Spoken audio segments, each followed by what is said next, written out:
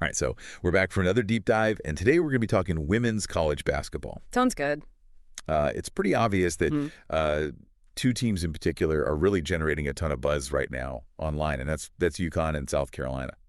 Yeah, for sure. We've got some pretty interesting data here. It's kind of a snapshot of what people are actually searching for online and what they're saying. So we're going to try to pull out like the key storylines and questions, around these two teams and the NCAA tournament as a whole, Definitely. and the players that are driving a lot of the excitement. Yeah. I think this is going to be I think it's going to be pretty revealing in terms of what fans are really interested in the world of women's college basketball. So, you ready to jump in? Let's do it. Okay, so one of the things that really jumps out right away is just the sheer number of searches that are like directly comparing UConn and South Carolina, right? Like UConn versus South Carolina versus UConn. It's like this is the matchup that everybody's waiting for. Definitely the marquee matchup, yeah. Yeah, and it goes beyond that. Like people are looking for scores and predictions. UConn South Carolina score, UConn versus South Carolina prediction, and even using like abbreviations like USC versus UConn or UConn versus SC, SC versus UConn. So it's clearly, this rivalry is clearly a huge focal point. I mean, it makes sense. Like when those two teams play, the level of competition is so high and there's so much on the line. Every time they play, it feels like a real clash of styles. Yeah. And I think it's also interesting that we're seeing a lot of searches for like where to watch South Carolina Gamecocks women's basketball versus UConn Huskies women's basketball, or even just how to watch UConn versus South Carolina. So people aren't just like passively interested; they're actively looking for ways to tune in. That's right. And it speaks to how, accessible the game is becoming. Like people have options. They can watch it on TV. They can stream it online. Yeah. Okay, so let's zoom out a little bit and look at the tournament as a whole. We're seeing a lot of searches for, women's March Madness, NCAA Women's Championship, Women's Final, NCAA Women's Basketball, NCAA Women's Final Four.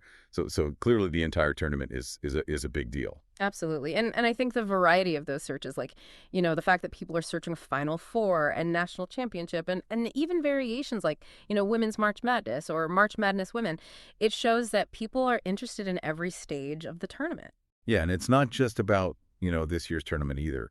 We're also seeing searches for like, NCAA Women's Basketball Tournament 2025 and Women's March Madness 2025. So people are already looking ahead. Yeah, definitely. There's always that anticipation for next year.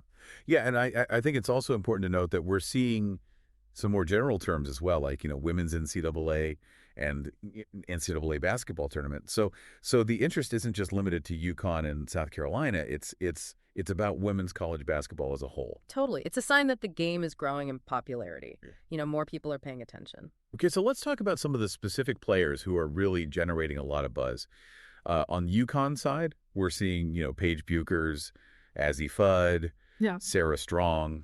Big names. And then for South Carolina, we've got, Dawn Staley, the coach, KK Arnold, Caitlin Shen, Aaliyah Edwards, Ayla Brown, Ashlyn Shade, and even the analyst, Cheney Idol-Mike, and the player, Full Wiley. So clearly, individual talent and leadership are really important to fans. Yeah. I mean, the players are the faces of the game, right? People connect with them on a personal level. Yeah, and it's not just about like their performance on the court either.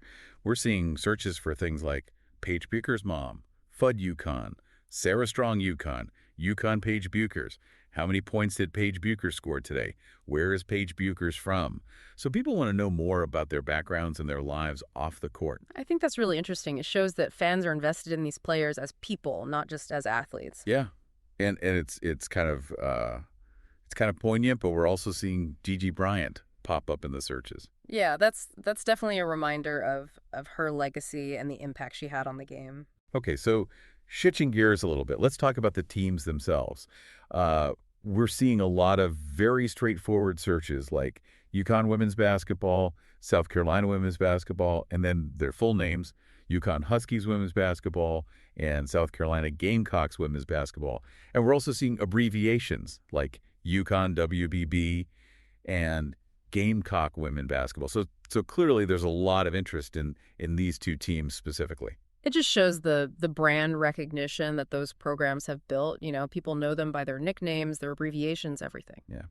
And we're also seeing some more general searches like, UConn women's, South Carolina, UConn women's NCAA basketball, UConn game, women's NCAA basketball, Connecticut women's basketball, UConn Huskies.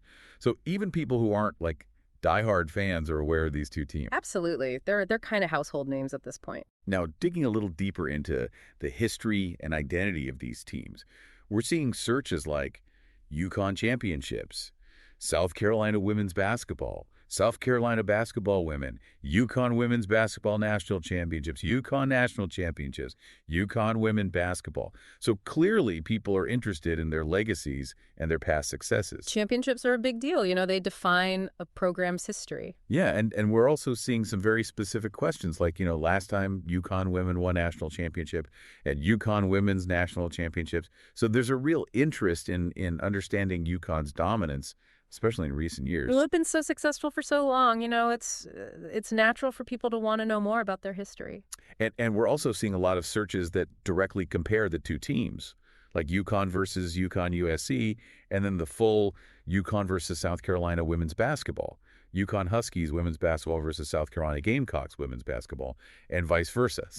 So this rivalry is clearly a central theme in the online conversation. It's the rivalry that everyone wants to see. Okay, so this is where it gets kind of interesting. We're also seeing some searches mixed in here for the men's teams, like UConn Huskies men's basketball versus South Carolina Gamecocks men's basketball, and just UConn Huskies men's basketball. Yeah. So there might be some crossover in interest, or maybe some people just getting confused about what they're searching for. It's possible. I mean, some people might just be big fans of both programs, regardless of gender. Right. Now, we also see a lot of questions that are focused on, like, very specific game details. Like, what time does UConn play today? Did UConn win last night? UConn score, UConn game today, and even just UConn score by itself. So people want up-to-the-minute information. That's the world we live in now. Instant updates. Yeah.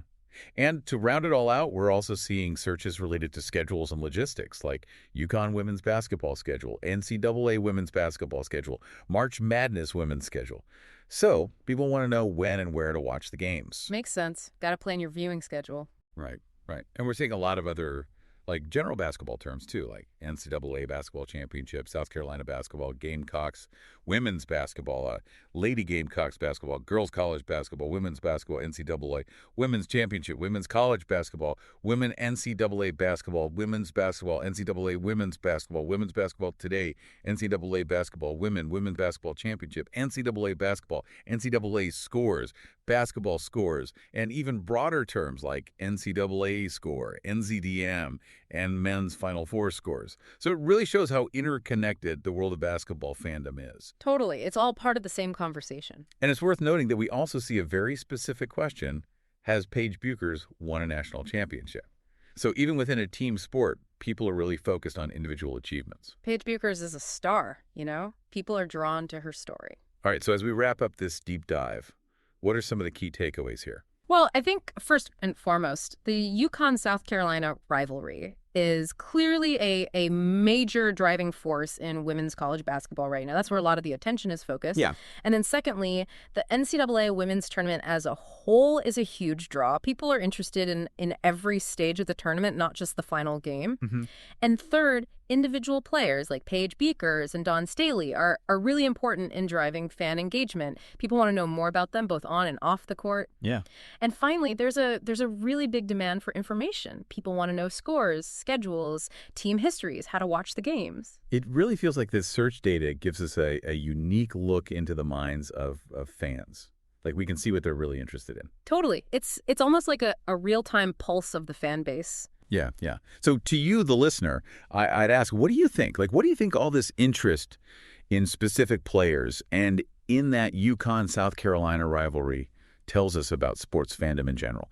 Like, what is it about these individual narratives and these really compelling matchups that really captures our attention? What aspects of these teams or players resonate the most with you? I think that's something worth thinking about long after this deep dive is over. Absolutely. It's about the stories, the personalities, the drama. That's what makes sports so compelling. And that's it for this deep dive. Until next time. We'll catch you later. See you.